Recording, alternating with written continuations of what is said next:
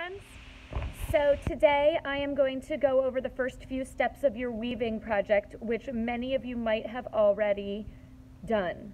So the first thing I'll teach you how to do is to make a cardboard loom, and then I'm going to show you how to warp your cardboard loom with the strings on it that you'll weave into. And then I'm going to show you how to do the first step of the weaving project, which will look kind of like this. And then I'm going to stop, and then the second installment of these videos will be to show you how to weave your flap. So when you weave your flap, it will look like this. And see how you have a little flap on the top? And then I'll teach you how to cut your weaving off and pull it off of your cardboard loom so you have a pouch with a flap. So the end project will look kind of like this, but whatever colors you choose. And yours will be a little bit bigger if your cardboard's bigger, or a little bit smaller if your cardboard is smaller. And at the end, you'll have like a cool little pouch that you can put a phone or a device in, or like use it as like a little bag that you can carry things in. So get ready for making a cardboard loom, warping your loom, and starting the actual weaving process. And then in the second video, I'll show you how to start making your flap and complete your project. All right, friends, here we go. Okay, to make a cardboard loom, what you are going to do is you're going to need a piece of cardboard, and you're going to need a ruler or some sort of measuring device, maybe a pen or a pencil or a marker, and a pair of scissors. Once you have gotten all your supplies ready, what you'll do is you'll put your cardboard down and you're going to measure. I would suggest maybe ½ inch for each line. So you're going to make a mark at ½ inch and then make a mark at 1 inch. And let me see if I can get this a little bit closer for you. Okay. And then make a mark at 1.5 and at 2 and all the way across your cardboard on the top. You'll make a mark at every ½ inch. So I have a 7-inch long piece of cardboard here. And then you'll slide your cardboard up and you're gonna do the same thing on the bottom. So I'm gonna make a ½ inch mark all the way across the bottom of my cardboard. So 2.5 and 3 and 3.5 and 4 until you're all the way across your cardboard. So I have a ½ inch mark all the way across the top and ½ inch mark all the way across the bottom. And then what you're going to do is you're going to use your scissors and you are going to cut, I'm just going to flip it around, and you're going to cut just a little bit into the cardboard. You just want a little notch. You don't want a big cut. If you have a big cut, that might give you a little bit of trouble later on. So I'm just going to put a little notch at each of those little marks that I made. If they're a little bit uneven, it's not the end of the world. It will be okay. And then I'm going to flip it over and I'm going to put a little notch in all of my lines on the other side of my cardboard. And that is how you make a cardboard loom. It's super, super simple.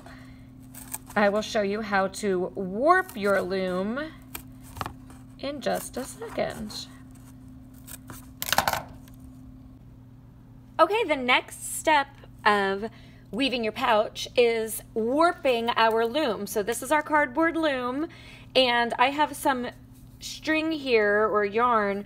It's called warp yarn because it's not stretchy. You want to have a really nice, strong yarn for this. You can really use anything, but it's easiest if you have one that's not very stretchy. So I am going to use this warp thread or warp yarn, and what you'll do is you'll stick it in your first little notch. See how it kind of goes in that little notch? You like leave it hang a little bit, and there's a whole bunch of different ways to do this, but the easiest way I have found is to put a little piece of tape there and tape it all the way up there next to the notch so you don't even really see the string. And then you're going to wrap your warp yarn around the back of the loom and through the notch at the bottom, and then into the second notch and through the second notch at the bottom, and through the third notch and third notch at the bottom. And you can kind of notice that your string is a little bit crooked on this side, but it'll be nice and straight on the other side, and that is a-okay. So I'm just gonna keep wrapping my yarn around. It's real handy to have a partner to help you with this so that your spool of yarn is not, ooh, rolling all over the table like mine is, knocking my camera over. But we got through that. Okay, so I am just going to keep warping my loom. When you hear me refer to the word warp, I am talking about the strings that go up and down on your loom that you weave into. And I'll tell you about the next part of it, which is called the weft, when we actually start to do the weaving. So you can see I'm not skipping any notches. I'm not putting two strings in any notches. I end up with my last notch there at the bottom. And what I will do is I will trim my string. I'll give myself a little bit of a tail there because I would like to tape it down to this side as well. So, and I'm gonna tape it right up there next to the notch that I stuck it in so I can not really see my string very much. And this side is a little bit crooked, but this side is nice and straight, and that is totally fine. I haven't gotten two strings in any notches, and I haven't skipped any notches, so I am good to go. I am finished with my warp. That is step 2. Okay, for step 3, you need a couple more supplies.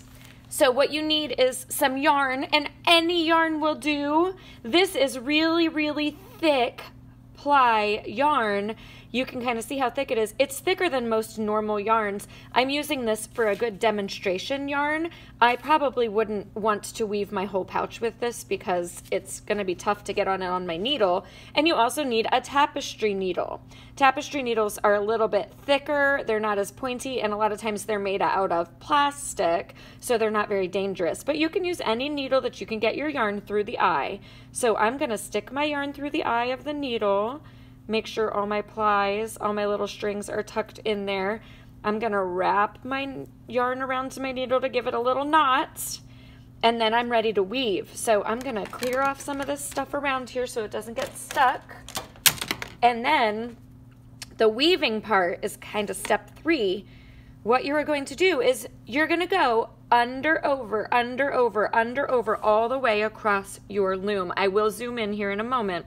So I'm gonna go under my first warp thread, over my second, under my third, over, and since my yarn's so thick, it's a little hard to get it through at the beginning here. Under, over, under, over, under, over, under, and when I get to the end, I pull my yarn all the way through until I get to the end of my yarn, because I have cut my yarn pretty long so I can keep weaving, but not too long that it's gonna tie up in knots. I leave myself a little tail here on this first string, and then I am going to flip my board, and I'm gonna do the opposite on this side. I'm gonna go, instead of under, over like I did on the last row, I'm gonna go over, under, over, under, over, under, over, under, until I get to the end of my board. If your cardboard was bigger, you might have a few more strings than I did. If your cardboard's smaller, you might have a few less. And when I get to the end of my row, I pull, pull, pull until my yarn tucks around my board here, and I kind of wiggle it up with my fingers, or you can use a fork for that, or you can use your needle for that and kind of push it up a little bit until it gets to the top.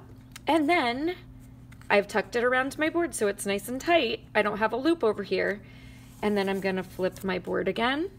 I'm gonna kind of travel my yarn back over here to this side, and I'm gonna start, I'm gonna get this down a little bit closer. I am going to start doing the opposite of what I did on the row above. So let me fix this camera for you. All right, so on my first row here, I have an under, over, under, over, under, over.